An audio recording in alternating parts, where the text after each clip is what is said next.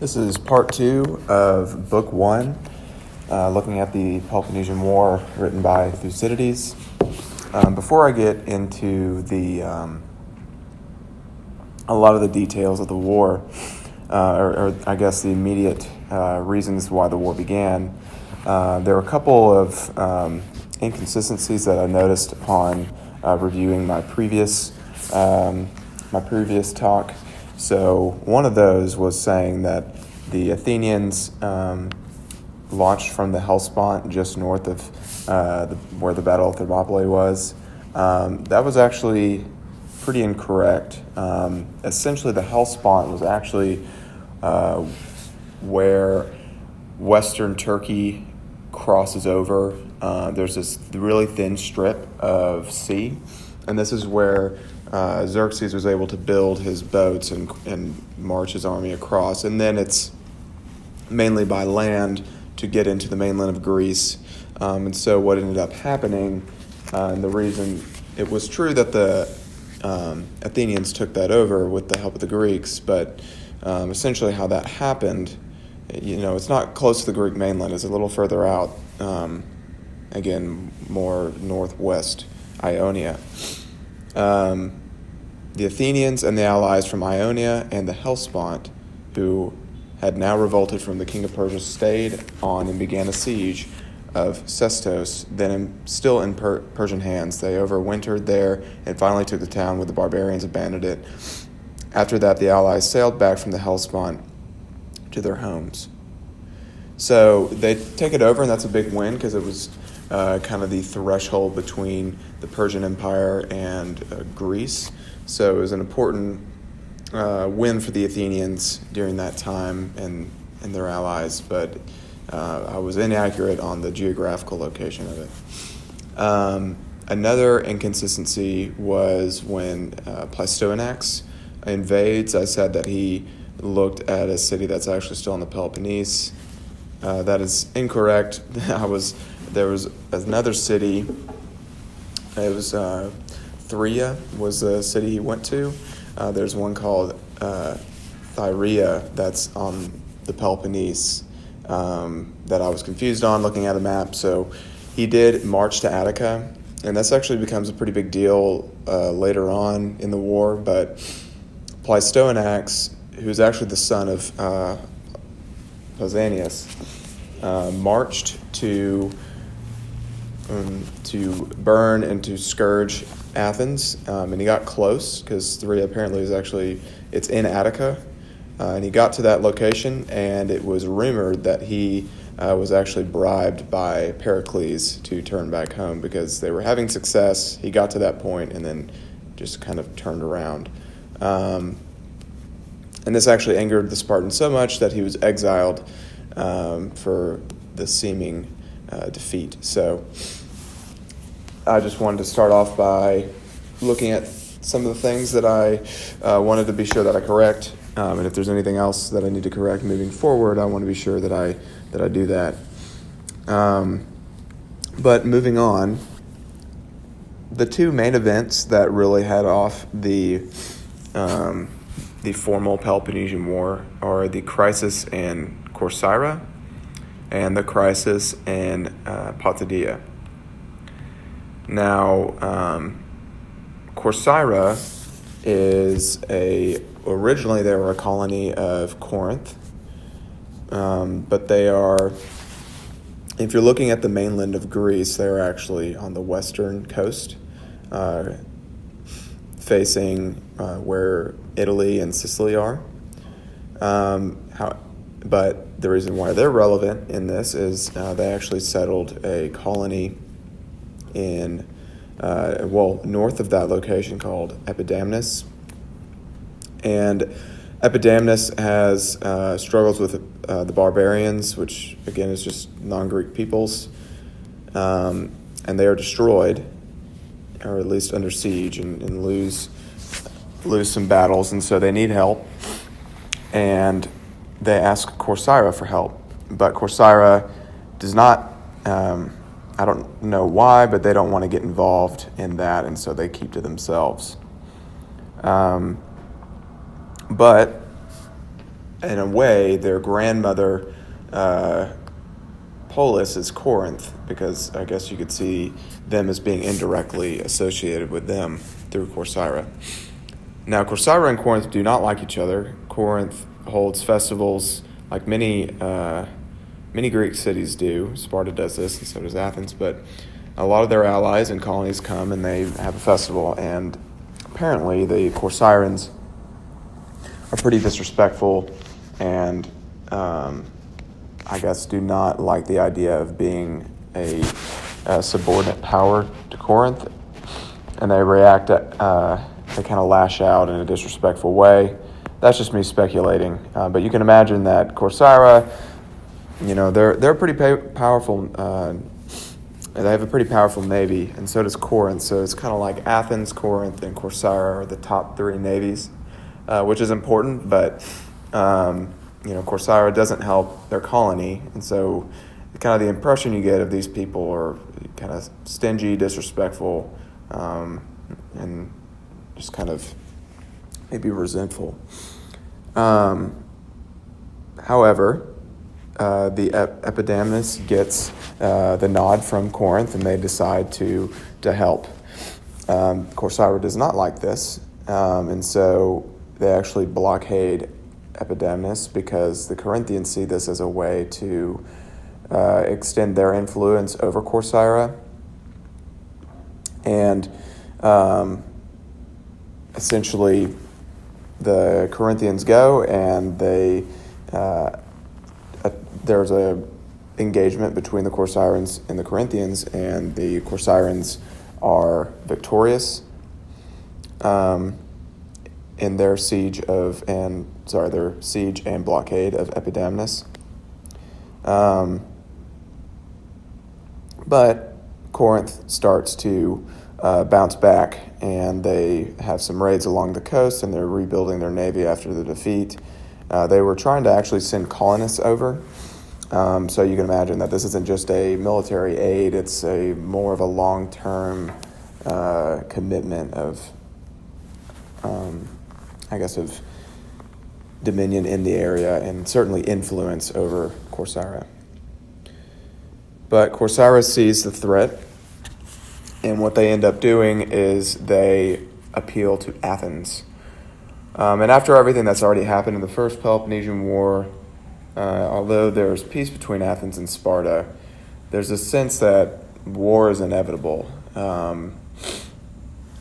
And Thucydides would argue that, war is inevitable because of the situation these peoples found themselves in.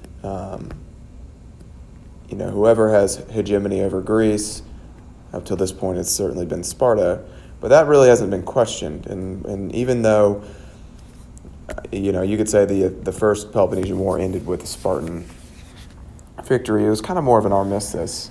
Athens had some victories. They had to give up some of the ground they had taken due to some defeats, but Sparta did not accomplish their goal of subduing Athens in its entirety. And so in that competitive nature, usually it seems like there is a conflict to establish one dominant power or major dominant power in the Greek world. There are a lot of powerful states. Again, Corinth is certainly a powerful state, and so is Argos. And they all seem to have a history of warring amongst themselves, but Sparta has certainly been the dominant military power for the majority of the time.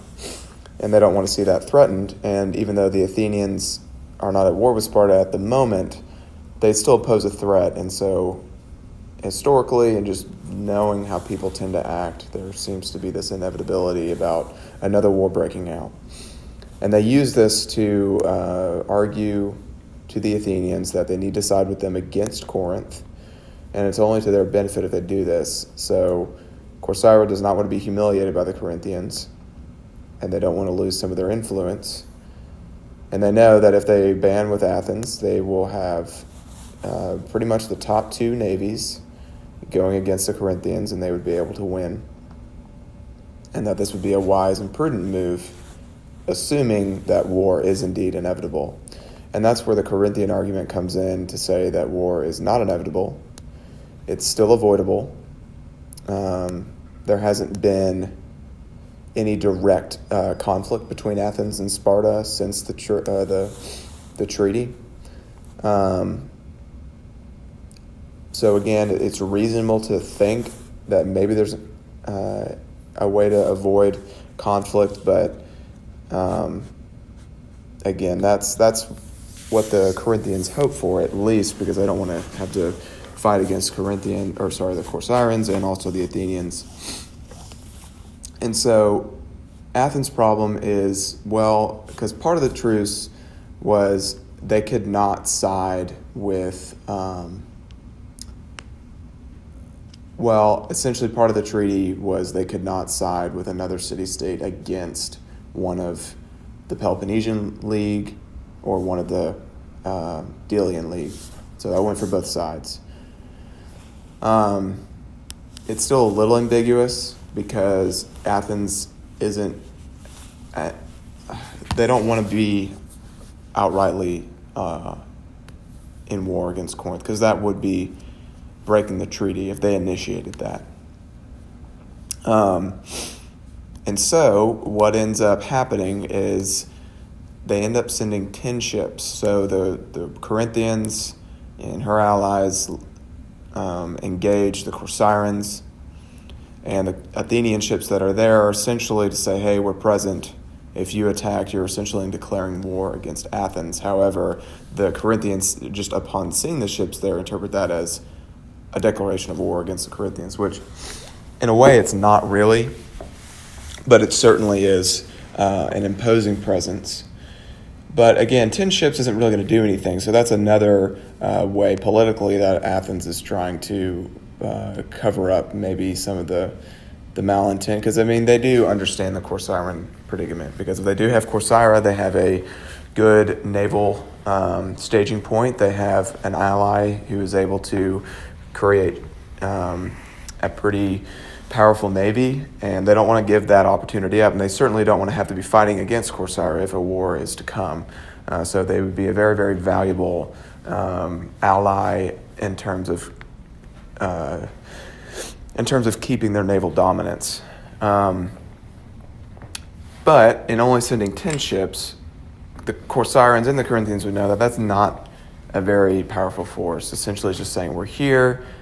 And some Athenians there's an intelligence to it that says, hey, we're not intending to fight because look at how little we sent. However, probably the more realistic option is just upon seeing any ships, they're going to assume a declaration of war. So we need to be ready for that. And so when the battle breaks out, of course, Corcyraeans engage. The Athenians don't initially engage because they're Pericles ordered that they were not to engage unless it looked like the Corcyraeans were in really bad shape and it looked like they were going to lose. Then and only then should you engage. So in the battle, the Corcyraeans have a victory on one of their flanks, and they press their advantage, but they overstretch themselves, and the Corinthians are able to rout them on the other flank. And in doing so, during that rout, they engage the Athenians. And Corinth is, I guess you could say they are the victor of that battle. The Corcyraeans, actually, the flank that was pressing, ended up landing and tried to destroy the Corinthian encampment. But upon seeing, what's happening behind them with the Corinthian rally, they are forced to leave, and Corinth is the dominant naval presence by the end of the day. And then upon the morning, they line up for another re-engagement. It wasn't a decisive victory, but it was a victory for Corinth that first day. But whenever they, the sun's coming over the horizon, the Corinthians see, actually before the Corcyraeans and the Athenians, they see 20 more Athenian ships. So, you can assume that the Athenians that thought it was stupid only to send 10, they decided that pretty quickly because they end up sending another 20. But the Corinthians may still have won had they known it was only 20, but they feared the Athenian presence in a naval conflict and assumed it was a lot more, and they actually pulled back before they could see that it was only 20 ships. So the Athenians, the Corcyraeans, win the day. This results in Corinth being incredibly furious. Of course, they lost, and they already hate the Corcyraeans, and now the Athenians, which the Corinthians and Athenians haven't always had the best relationship, they call for open war from the Peloponnese. Athens states that the treaty wasn't actually broken because they didn't initiate the engagement, and yet they. So again, that's a Athenian argument, but they are fearful that the Spartans aren't going to buy that. And even if they do, they will be so pressured from their allies to strike war that perhaps it would be prudent to press other advantages as well. So what they do preemptively is they tell those in Pontidia, which if you're looking at the Thrace-word region, the three fingers, on one of the three fingers, there's a tiny isthmus, and that's where Pontidia is. And so that's in northern Greece, and it's a very important place geographically. It's very important in control of the northern Aegea. And Pontidia is originally a Corinthian colony, but it's actually an ally to Athens. But the Corinthians have influence, I guess, further in the mainland because they're afraid of a Corinthian attack or a Peloponnesian attack further in the mainland of the Thrace-word region. And so what they ended up doing is they order the Pontidians to destroy part of their wall. The wall that they destroy is further in towards it's away from the mainland. It's on the side where the peninsula is, and they order them to give hostages if it is taken over. And this is to instill that the Pontidians are loyal to Athens because they have essentially destroyed the defenses against the Athenians, and now they have hostages. And the Pontidians do this, but of course this pisses them off. It's preemptive by the Athenians, so it's not necessarily called for. And this happens this crisis is in 433 through 432, and then to give Corcyra some context, that was 435 to 433. So again, we're getting right up to 431 being the formal start of the Peloponnesian War. We're getting right up to that. So the Pontidians revolt when they hear the Athenian army is on its way to Macedonia and not to Pontidia. It's still in that northern region of Greece, but Macedonia is further west. And so they see this as an opportunity to collude with the Corinthians and call for their aid to hopefully be able to take themselves underneath the foothold of or the strong arm position they find themselves in from the Athenians. And they hope that Sparta will invade Attica. So essentially what happens is the Athenians catch wind of this, and they come back with 3,000 hoplites on 30 ships and 600 Macedonian cavalry with their Macedonian ally, Philip. This is not the Philip of Macedon. He comes much later, or a couple generations from now. But Philip he has a claim on the throne, though he's not the leader of the Macedonians. But of course, that would be a great ally for the Athenians, and apparently Greeks have been involved in some of the political squabbles of that. So to continue with looking at the crisis in Pontidia, again, the Athenians are able to gain some help from Philip of Macedon, even though he's not the official king. But the army that is going to support him in Macedon diverts and goes to Pontidia. And so essentially what ends up happening is there's a battle that takes place because Corinth is able to help support Pompidia. So if you're looking at a map, not all the battle takes place in the city of Pompidia. So essentially there is another city just north, more in the mainland of the straightforward region, and it's called Olynethus. And that's where one part of the Corinthian position is, and then on the other side of the isthmus. So essentially the Corinthian plan was was essentially to trap the Athenian army on the isthmus and attack them from both fronts. The Athenians realize this, and they actually send their cavalry to attack Olynethus, and while the rest of the main army went to attack Pompidia. And essentially what ends up happening is the cavalry loses at Olynethus. The Corinthians are able to push them back, but the cavalry is able to hold off the pursuit of the Corinthians long enough for the Corinthians to make their way to Pompidia.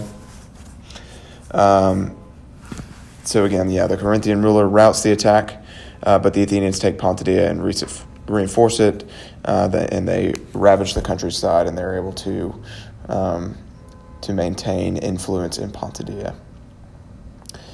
And so the Corinthians believed that the Athenians blockaded their colony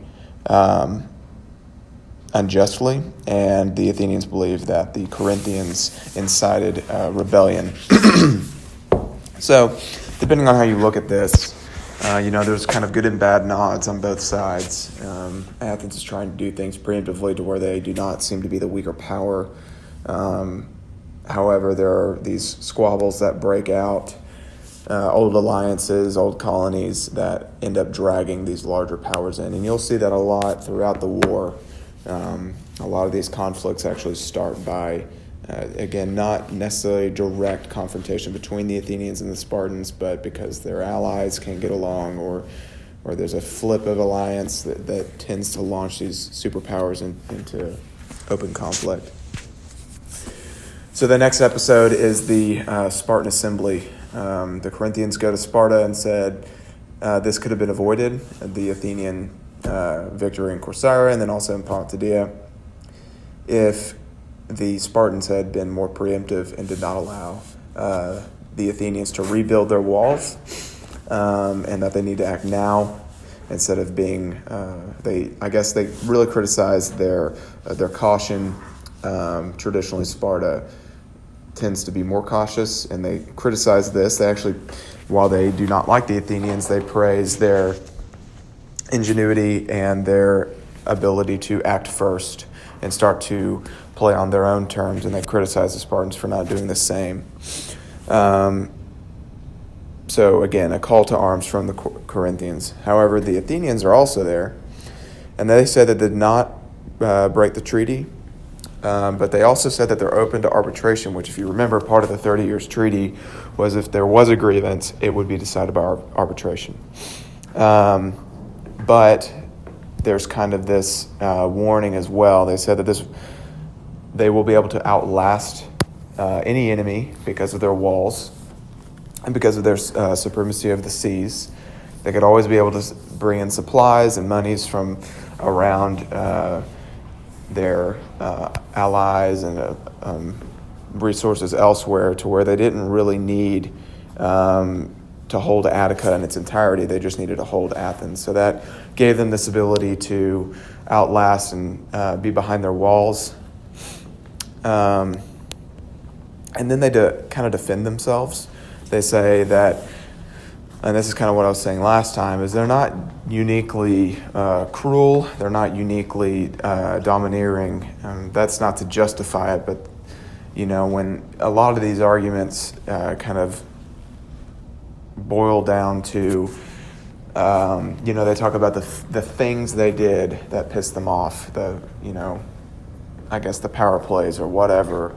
But more so, they attack the character of the Athenians, or the Athenians attack the character of the Corinthians or the Spartans. And so they try to demonize their opponent and refuse to go down the same logical progression, or refuse to think like they would, even though in their position they would more than likely make very similar, if not the exact same choices. And so Athens says this: we're not uniquely cruel, we're actually pretty reasonable. We're generous by allowing our allies to have democracies, and then they say that line I said last time of people are outraged by injustice more than they are by enforcement, meaning that, again, if you give people enough freedom and they realize some of the injustice, they will be more outraged than if they didn't have any freedom at all and they get kind of used to their crummy station. It's pretty pessimistic, but I could understand how that could be true. Archidamnus is the Spartan king at the time, and he says this will be a long war. So they dismiss the embassies from Athens and Corinth, and the Spartan council speaks amongst itself, but starting with the king. It says this will be a long war, and Athens will be difficult for the reasons they state, because of their naval power and their economic power. They have more resources than Sparta. They're wealthier than Sparta, and he knows this. He said this will take time to prepare, and essentially we would be passing this war on to our sons. It will not be a war that we can just march in, burn Athens, and leave. And so it will be a new kind of war that they haven't seen before. So essentially, there's his argument, and then there's another older gentleman and Archidamnus is he's very well-spoken, and he's pretty cautious. You can tell he's pretty educated, and this other guy is like, I don't really know. He's like, I don't care to listen to flowery language. Essentially, it's like, at the end of the day, this is what happened. One of our allies is in conflict with the Athenians. Do we care about that or not? I say we should go to war in the defense of our allies. Is that not what our position in the league instills? So they call for a vote, which the way the Spartans did that is they would scream, like who's for war? There'd be a loud roar. Who's for peace? There'd be another roar or something. It's probably not on those terms, but you get the idea. Essentially, when this happens, they can't tell the difference in the volume between one side or the other, so it's pretty tight. But then they take a physical, they throw physical votes, and it's very heavily towards starting war, which is kind of interesting. It often didn't get to that point for once. Normally they could decide in the screaming contest, but it was interesting that if it was truly that way, if it was truly close and then not close, it makes you wonder why the votes changed, or maybe in the interim, it's kind of hard to speculate why that would be so. Maybe the guy who was calling the votes wanted to instill his point on two fronts instead of one. However, they get the message, and by raise of hands, the majority goes to war. And then this is again where Thucydides talks about the real reason for the war. And so, kind of up to this point, again, the Athenians called for the arbitration. There is a way around this, though it is difficult. Reasonably there's a way around this. There's another side that I've tried to be clear on, is that Thucydides knows that within reason there is a way to avoid war. He talks about it. And the treaty tried to reasonably deter this kind of position. But he believes it's inevitable because of how people are. It's not so much the power plays as it is people. This history is not meant to be seen as oppressor and oppressed, those who have and those who have not. there's evil committed on both ends of those spectrums. It's more the human nature aspect of this need to destroy, this fear, irrational fear. And I mean, we see that through all history. I mean, Stalin certainly feared those who didn't support him, and so he had them killed. And there are these irrational acts that are committed because of fear of losing power, because of fear of trying to gain it, and there's an angst of that. And again, it's not just the power, but it's what the what power promises to give, though often leaves wanting. And so to see history as oppressor versus oppressed is a very narrow way to view history and a very resentful way to view history. I think Thucydides sees past that, and he knows that this is actually more indicative of people and of the human condition. So Sparta is still the leader of the Peloponnesian League. Even though they have pressure from allies like Corinth, they could still choose to avoid war, and they could still choose arbitration. But they know the Athenians are very powerful, and if they want to continue their hegemony over Greek culture, they need to, or the Greek mainland, they need to do what they do best and defeat the Athenians. At least that is the thought. But before this, immediately after this, and before any fighting officially breaks out, there are Spartan delegations. Thucydides talks about how these are actually indeed to humiliate the Athenians and humiliate both sides, as the Athenians give their delegations in response. They're kind of petty calls, and they're not very genuine. Essentially, the Spartans will say, if you lift the curse of Cleon, I think it's Cleon, Cylon, and cover the crimes of Themistocles, we will stand aside. So essentially, the curse of Cleon, Cleon was a ancestor of Pericles. He was an Olympic champion. And he ended up killing suppliants in an attempt to become a tyrant. So again, we see this image of somebody who is competent, who is an intelligent leader. They gain power. The power corrupts them, and they try to become tyrannical. He did this based on the word of an oracle to take the Acropolis during a festival. And the people outside the city, the Athenians outside the city, were at a festival, so he took it with ease. However, when they came back, they besieged the temple, and they were starving, and the Athenians promised no harm would come to them, and then when they came out, they killed them and their families, and they placed a curse on their families. And so because, essentially what the Spartans were saying is because Cleon was an ancestor of Pericles and their family was cursed, they would need to supplant his rule to remove him in order for there to be peace. Though, of course, this is more to humiliate the Athenians and Pericles than it is a legitimate call to terms. On the flip side, the Athenians call for them to remove what is called the curse of it's Taenarum, Taenarum.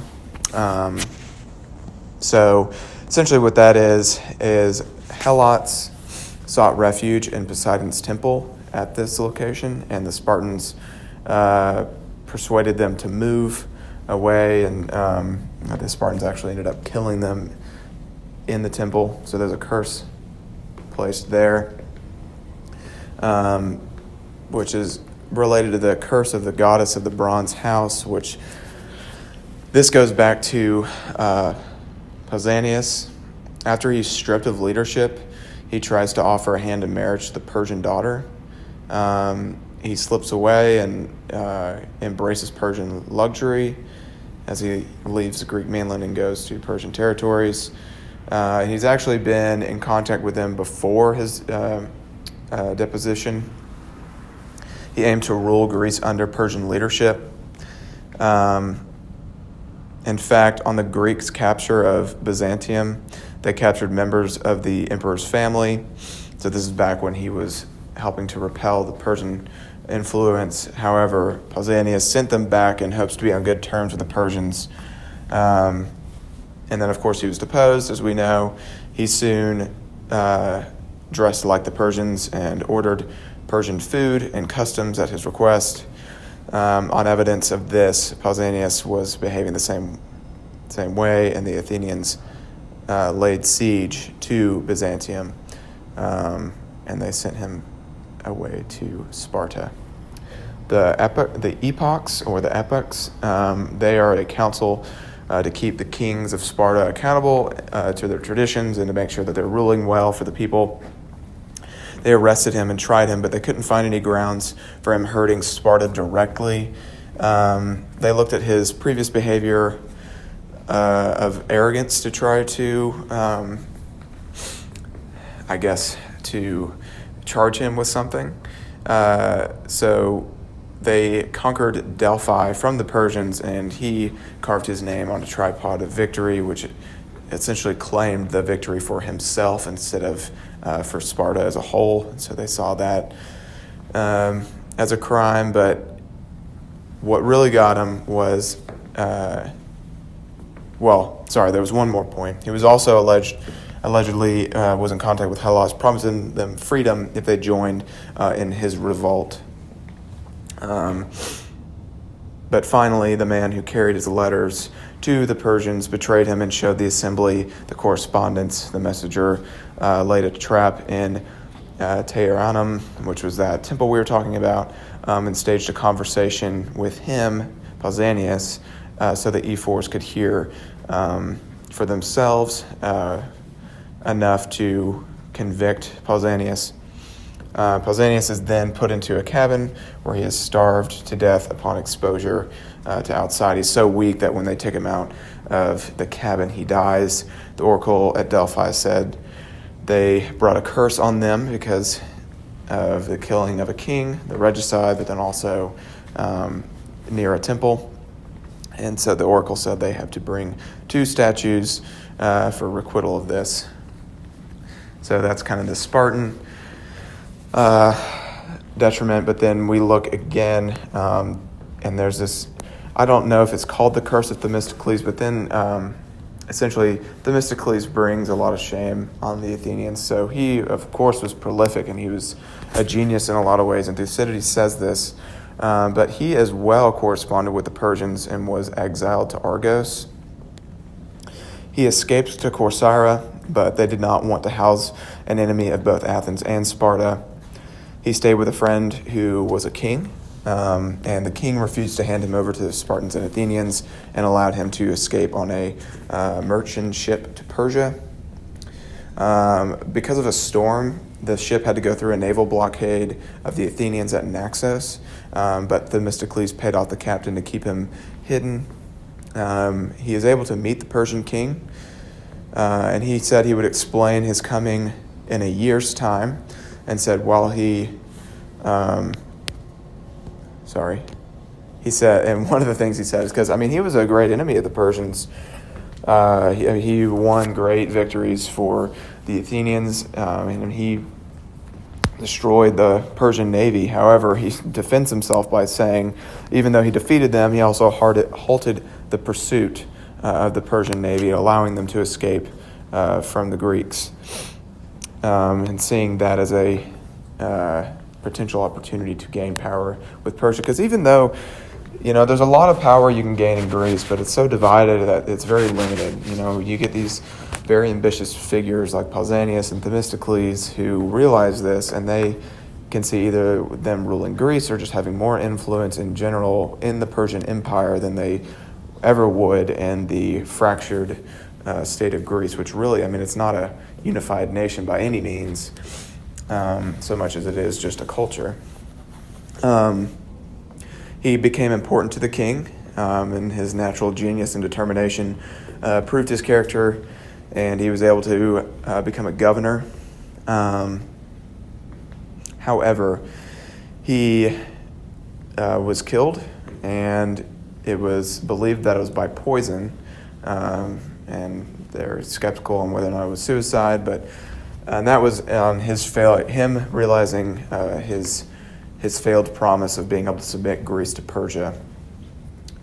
But after the refusal for both sides to amend, Pericles argues that they can outlast them. So he gives his kind of rousing speech before the inevitable war to start. Then he tries to encourage the Athenians by saying they can outlast them. And they are a major naval power, and it will not be easy for Sparta to become one as well, because naval combat requires a lot of precision and a lot of discipline. And so you can't, even if you have the best ships in the world, if you don't know how to man them, if you don't have the intelligence behind it, which certainly the Spartans don't have as much experience of that as the Athenians will be able to defeat them and outlast them. And so he actually says that it would be better, they would really be impenetrable if they were on an island. And so in a way, he essentially tries to mimic that by creating these walls or supporting the walls and encouraging people to hide behind it, because even though physically he can't take Athens and put it on an island, he can block them off from the outside world as if they were on an island. And then they break for war, and this is the end of Book 1. And so just some takeaways. Again, I've already kind of harped on a lot of these points, but I think, Thucydides spends a fair amount of time laying out the foundation of why these certain things happened. And he chooses to, he chooses to highlight certain speeches a lot. And, these speeches can go on for pages at a time, so you have to think that he was there, certainly for Pericles' speeches, and he does admire him a lot. But again, he does talk about the events, but I think really what he's trying to hit home in the speeches is you can hear the words. You can see more directly what the motivations of these people are and how they interact in the words that they use through their leaders, and then how they act accordingly. So again, this is an inevitable war, not because of the political or because of the, some of the, what would you say? The politicking and the power plays. Again, it's what people will do in these kinds of situations and what they have done. This is such an insightful and powerful book. It's a miracle in a lot of ways because it's still around, but also because it's so insightful. And not just parallels to World War I, but also the Cold War have been made. And people harken back to the untimely wisdom of what Thucydides is able to, what he is able to say, and the wisdom that he possesses. And so to look at some of the quotes from him to instill this point, and these are both from Pericles. He says, "Events can take as stupid a course as human design. That is why we blame chance for all that runs counter to our calculations." So I think that's an important insight, and again, reinforces Thucydides' main argument is, people come up with these plans and these schemes, but they inevitably are going to run amok, and they're going to take as stupid as a course as possible, as stupid as human design. We'll blame this on chance, but we put ourselves in that situation. And he goes further on to say, "I am more afraid of our own mistakes than any of the enemy's strategy." Again, that is Pericles. And that is a very, very prophetic statement, as we'll see later in the war. It almost seems like at this position, even though the Spartans are so dominant on land, the Athenian strategy, in theory, really ought to outlast them. But we'll see that the Athenians lose by putting themselves in complicated positions. They lose because of being over-aggressive. In a way, it's almost theirs to lose, and I think it's less of, again, I haven't finished the whole book, but so far where the Athenians have lost, it seems to be their over-aggression or their pride. Likewise for the Spartans when they have major defeats. So looking forward to getting into the meat of the war as it's officially started. But I felt like this was a very brilliant way to start the war, and I look forward to getting more in depth into the actual events.